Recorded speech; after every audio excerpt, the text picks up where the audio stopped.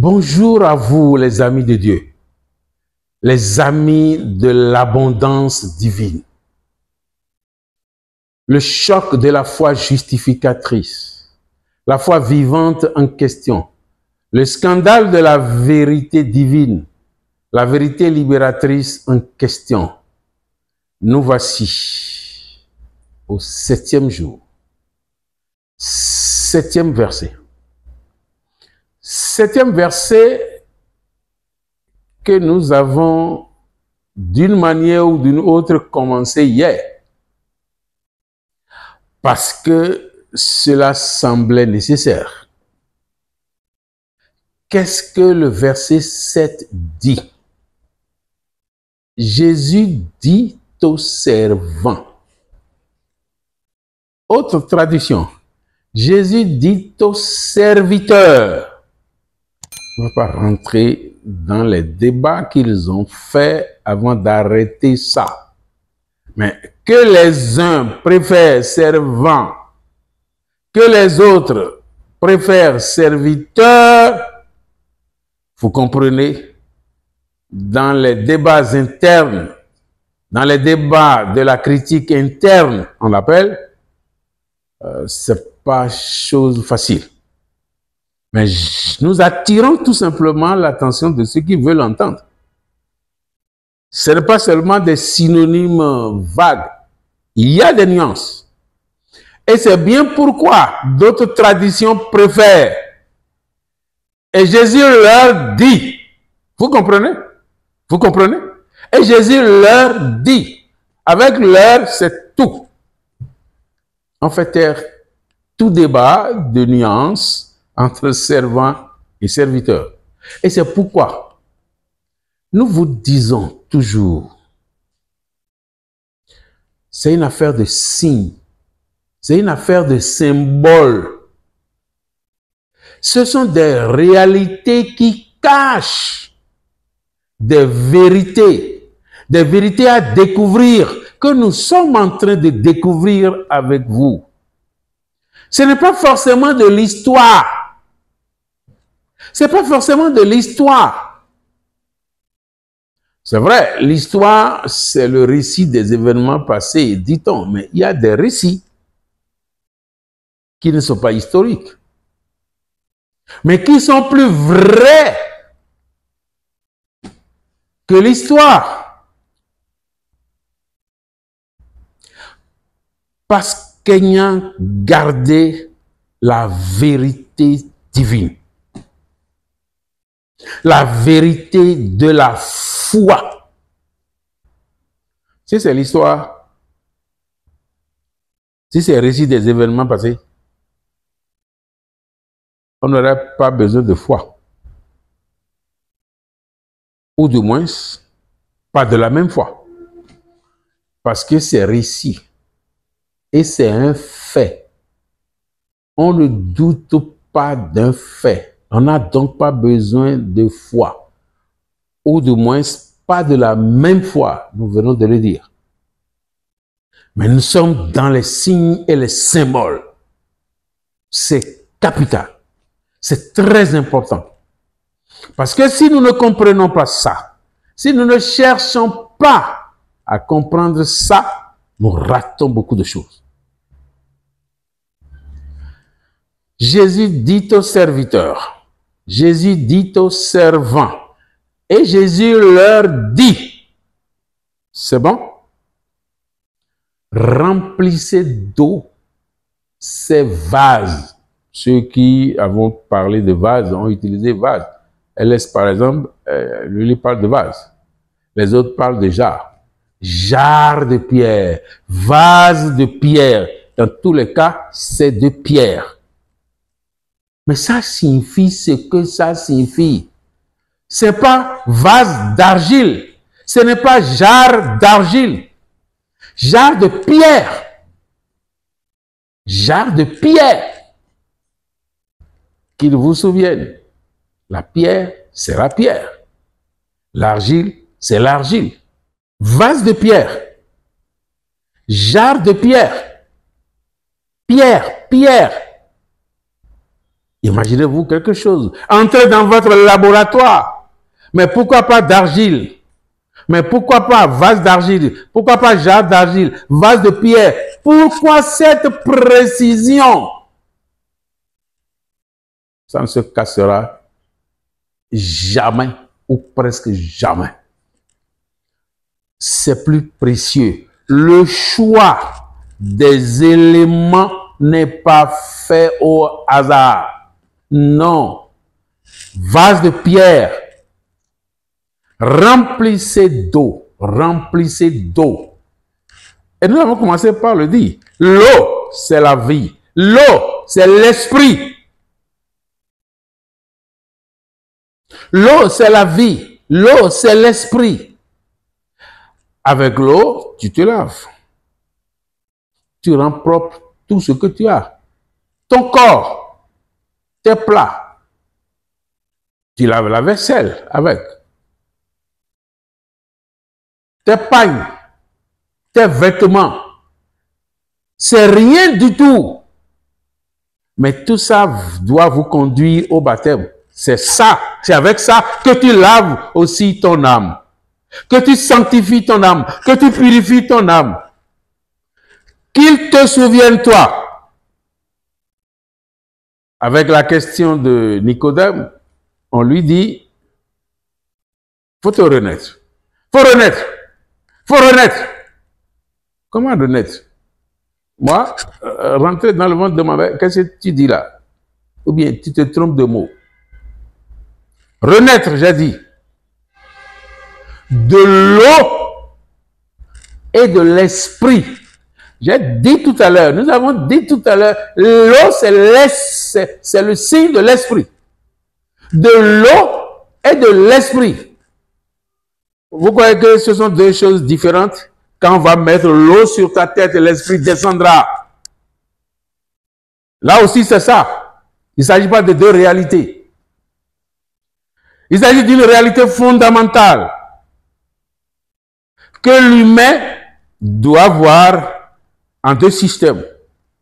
C'est donc l'eau qui sanctifie ton âme, qui purifie ton âme, qui purifie ton corps. Tu comprends tout ce que tu fais. Remplissez d'eau ces jarres de pierre. Qu'est-ce que l'eau va faire?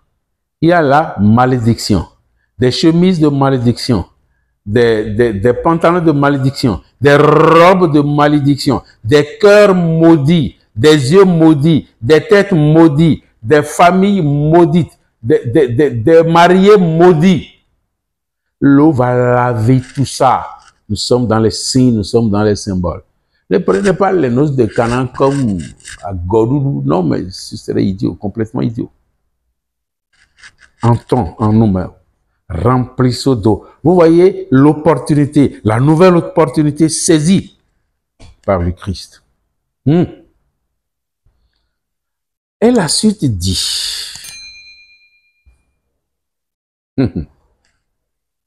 quand il dit remplissez d'eau ces jarres de pierre.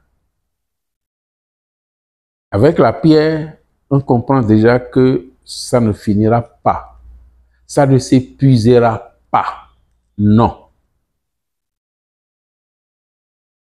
Qu'il vous souvienne, ce qu'on appelle à tort la multiplication des pains, ce sont des titres. Nous l'avions déjà dit dans d'autres émissions.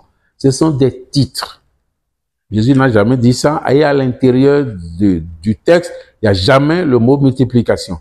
Ceux qui ont donné des titres, les titres ne font pas partie des Écritures saintes. C'est des réalités résumées. Bon. Vous voyez comment ça se partage, ça ne finit pas. Avec le signe de pierre ici, comprenez que l'eau ne terminera pas. C'est de la même manière que la suite, ce que l'eau va devenir, ne pourra pas terminer. 6 vases de pierre. Maintenant, pourquoi 6? Pourquoi 6? 7 est appelé chiffre plénier. Jésus, dans la sagesse juif a très souvent fait allusion à cela. Pierre va lui demander, alors, je vais pardonner combien de fois? 7 fois. Quand je vais pardonner 7 fois, la 8e fois, allez, je peux chiffler.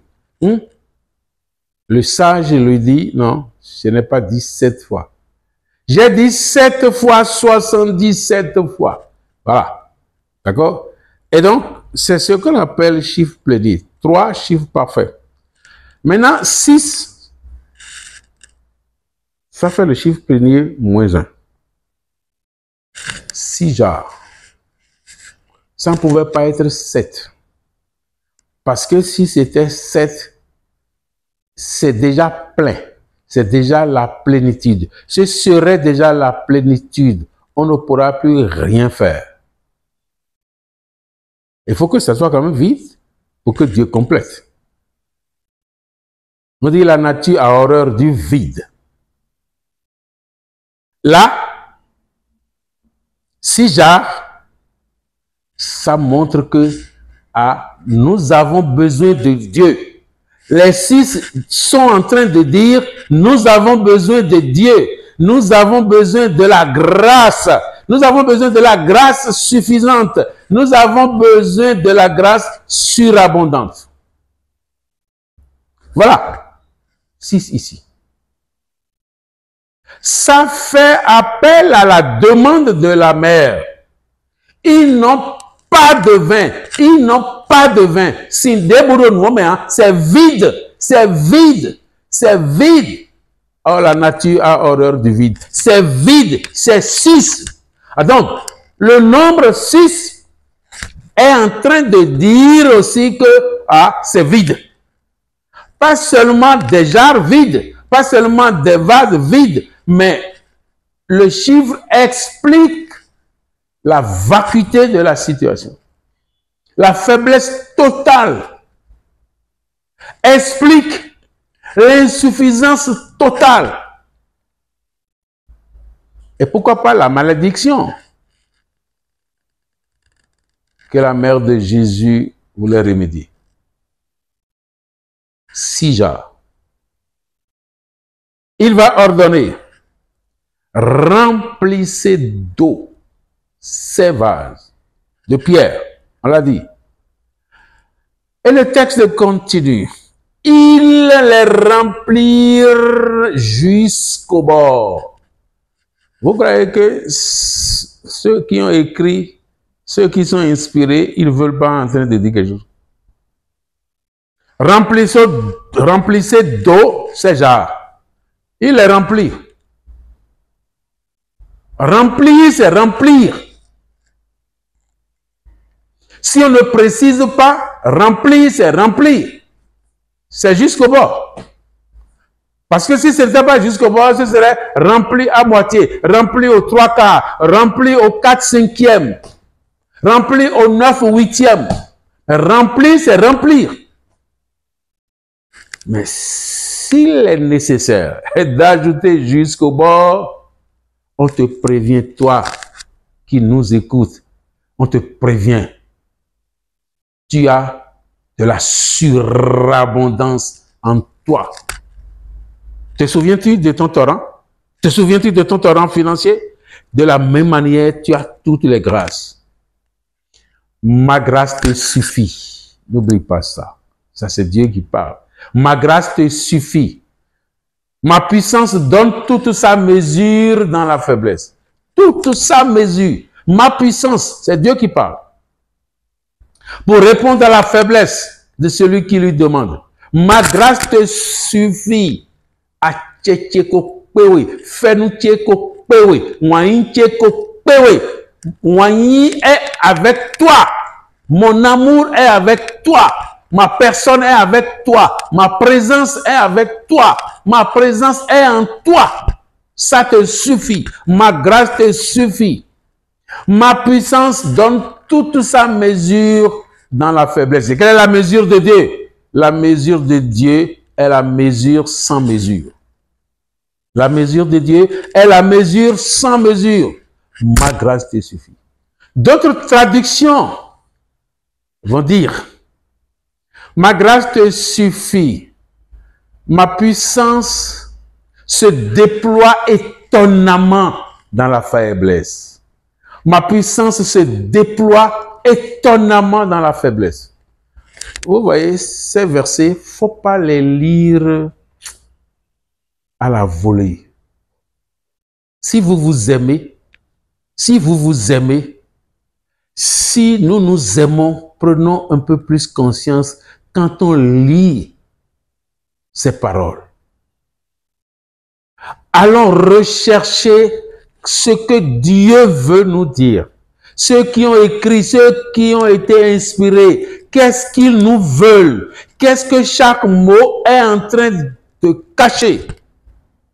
Il est rempli jusqu'au bord. Tu as de la grâce en toi, de la grâce suffisante, de la grâce abondante et même de la grâce surabondante. Là où le péché a abondé, la grâce a surabondé. Ça dit la grâce, ça annonce la grâce, ça fait vivre la grâce. Il est rempli jusqu'au bord. Ce n'est pas ajouté tout simplement. C'est pour toi, c'est à cause de toi, c'est pour que tu comprennes, c'est pour que tu prennes conscience de ta valeur, c'est pour que tu prennes conscience de qui tu es, c'est pour que tu prennes conscience des grâces qui sont en toi. Mais est-ce que nous arrivons toujours? Il les remplir jusqu'au bord. Alors, si c'est rempli jusqu'au bord, qu'est-ce qu'il faut dire encore? C'est fini. C'est fini. On conclut ce verset qui dit, Jésus leur dit, remplissez ces vases. Et la réponse fut immédiate, il les remplit jusqu'au bord. Garde ta foi. Garde ta foi. Écoute-moi bien. Garde ta foi. D'abord en qui? En toi-même. Écoute-moi. Garde ta foi. Renforce ta foi. D'abord en toi-même. C'est ce que Dieu veut. Ensuite, en la nature. Si tu sépares les deux. Ensuite, en Dieu. Parce que c'est Dieu qui patronne tout ça. C'est la hiérarchie qu'il veut. Ne suis pas les trompeurs. Et peut-être ceux qui ne comprennent pas toujours. C'est ça. C'est toi, la nature et Dieu. C'est ce que Dieu te demande. Observe-le et tu seras heureux.